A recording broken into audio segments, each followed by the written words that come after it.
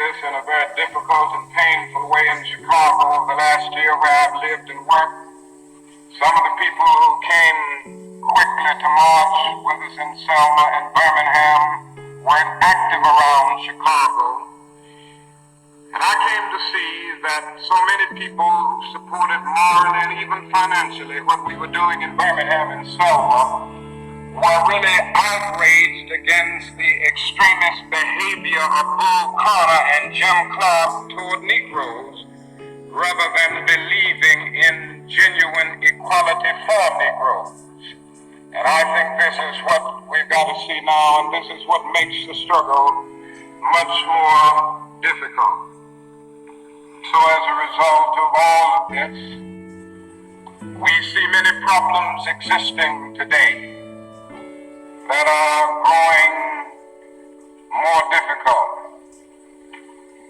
It's something that is often overlooked, but Negroes generally live in worse slums today than 20 or 25 years ago. In the North, schools are more segregated today than they were in 1954 when the Supreme Court's decision on desegregation was rendered. Economically, the Negro is worse off today than he was 15 and 20 years ago. And so the unemployment rate among whites at one time was about the same as the unemployment rate among Negroes. But today the unemployment rate among Negroes is twice that of whites. And the average income of the Negro is today 50% less than whites. And as we look at these problems, we see them growing and developing every day. We see the fact that the Negro economically is facing a depression in his everyday life that is more staggering than the depression of the 30s. The unemployment rate of the nation as a whole is about 4%. Statistics would say from the Labor Department that among Negroes it's about 8.4%. But these are the persons who are in the labor market, who still go to employment agencies to seek jobs, and so they can be calculated. The statistics can be gotten because they are still somehow in the labor market. But there are hundreds of thousands of Negroes who have given up. They've lost hope. They've come to feel that life is a long and desolate corridor for them with no exit sign. So they no longer go to look for a job. There are those who would estimate that these persons who are called the discouraged persons would be 6 or 7% in the Negro community. And that means that unemployment among Negroes may well be 16%. Among Negro youth in some of our large urban areas, it goes to 30 and 40%. So you can see what I mean when I say that in the Negro community, that is a major, tragic, and staggering depression that we face in our everyday lives. Now, the other thing that we've got to come to see now that many of us didn't see too well during the last 10 years, that is that racism is still alive in American society and much more widespread than we realize. And we must see racism for what it is. It is the myth of the superior and the inferior race. It is the false and tragic notion that one particular group, one particular race is responsible for all of the progress, all of the insights, and the total flow of history. And the theory that another group or another race is totally depraved, innately impure, and innately inferior. In the final analysis, racism is evil because its ultimate logic is genocide. Hitler was a sick and tragic man who carried racism to its logical conclusion. And he ended up leading a nation to the point of killing about 6 million Jews.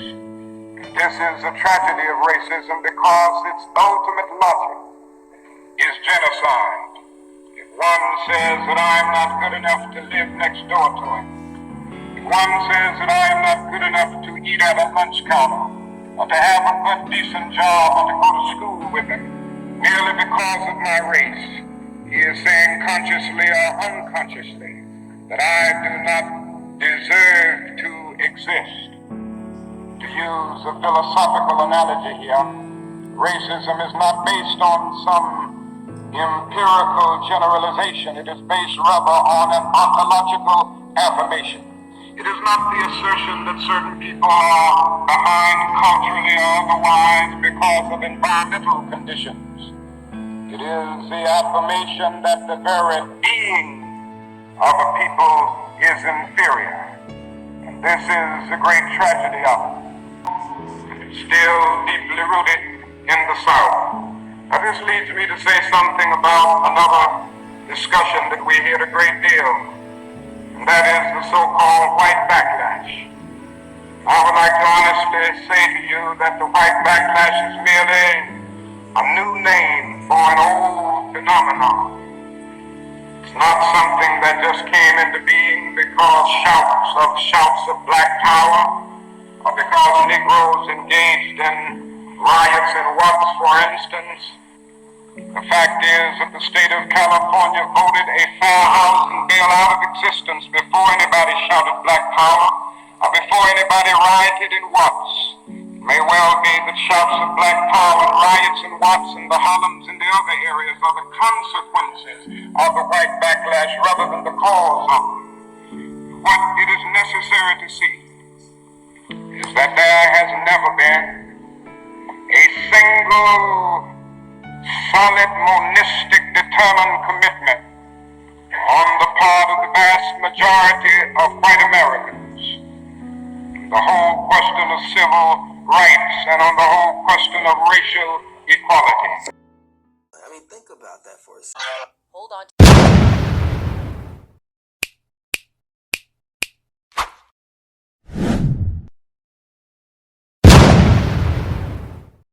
Hold on. In our nation and our world that one could just take off anywhere. But today I would like to talk mainly about the race problem, since I'll have to rush right out and go to New York to talk about Vietnam tomorrow, and I've been talking about it a great deal this week and weeks before that. I'd like to use as a subject from which to speak this afternoon the other America. And I use this subject because there are literally two Americas. One America is beautiful for a situation. And in a sense, this America is overflowing with the milk of prosperity and the honey of opportunity. This America is the habitat of millions of people who have food and material necessities for their bodies, culture and education for their minds, freedom and human dignity for their spirits. In this America, millions of people experience every day the opportunity of having life, liberty, and the pursuit of happiness in all of their dimensions. And in this America, millions of young people grow up in the sunlight of opportunity. But tragically and unfortunately, there is another America. This other America has a daily ugliness about it that constantly transforms the buoyancy of hope into the fatigue of despair. In this America, millions of work-starved men walk the streets daily in search for jobs that do not exist. In this America, millions of people find themselves living in rat-infested, vermin-filled slums. In this America, people are poor by the millions. And they find themselves perishing on a lonely island of poverty in the midst of a vast ocean of material prosperity. In a sense, the greatest tragedy of this other America is what it does to little children. Little children in this other America are forced to grow up with clouds of inferiority forming every day in their little mental skies. And as we look at this other America, we see it as an arena of blasted hopes and shattered dreams. Many people of various backgrounds live in this other America. Some are Mexican Americans, some are Puerto Ricans, some are Indians, some happen to be from other groups. Millions of them are Appalachian whites. Probably the largest group in this other America in proportion to its size and to population is the American Negro. The American Negro finds himself living in a triple ghetto, a ghetto of race, a ghetto of poverty, a ghetto is to deal with this problem of the two Americas.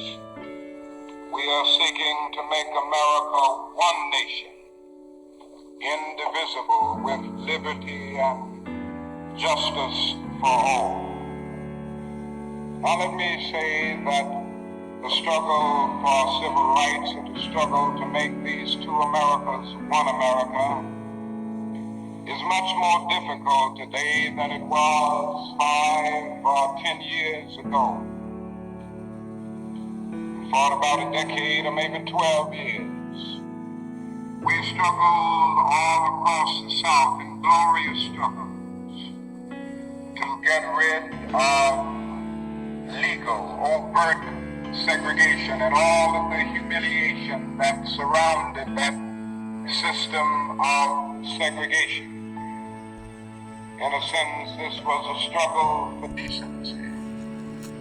We could not go to a lunch counter in so many instances and get a hamburger or a cup of coffee. We could not make use of public accommodations. Public transportation was segregated, and often we had to sit in the back, and within transportation within cities, we often had to stand over empty seats because sections were reserved for whites only. We did not have the right to vote in so many areas of the South. And the struggle was to deal with these problems. Certainly they were difficult problems. They were humiliating conditions. By the thousands, we protested these conditions.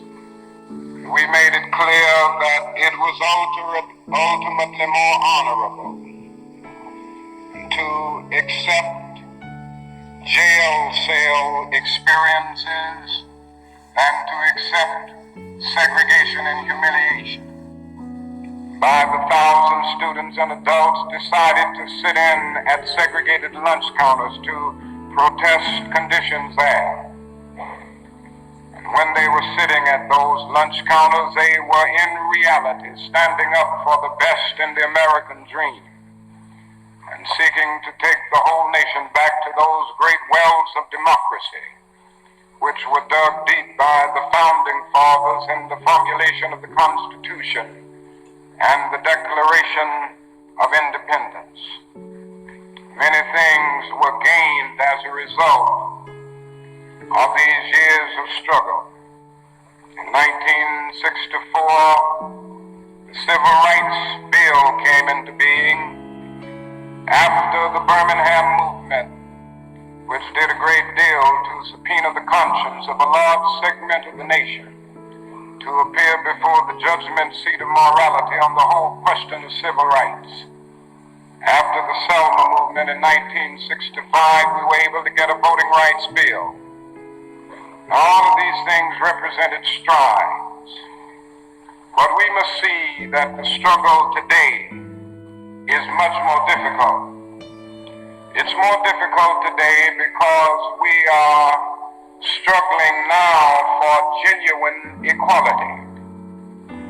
It's much easier to integrate a lunch counter than it is to guarantee a livable income and a good solid job. It's much easier to guarantee the right to vote than it is to guarantee the right to live in sanitary, decent housing conditions. It is much easier to integrate a public park than it is to make genuine quality integrated education a reality. And so today we are struggling for something which says we demand genuine equality. It's not merely a struggle against extremist behavior toward Negroes. And I'm convinced that many of the very people who supported us in the struggle in the South are not willing to go all the way now. I came to see this in a very difficult and painful way in Chicago over the last year where I've lived and worked. Some of the people who came quickly to march with us in Selma and Birmingham were active around Chicago. And I came to see that so many people who supported morally and even financially what we were doing in Birmingham and Selma were really outraged against the extremist behavior of Bull Connor and Jim Clark toward Negroes, rather than believing in genuine equality for Negroes. And I think this is what we've got to see now, and this is what makes the struggle much more difficult. So as a result of all of this, we see many problems existing today.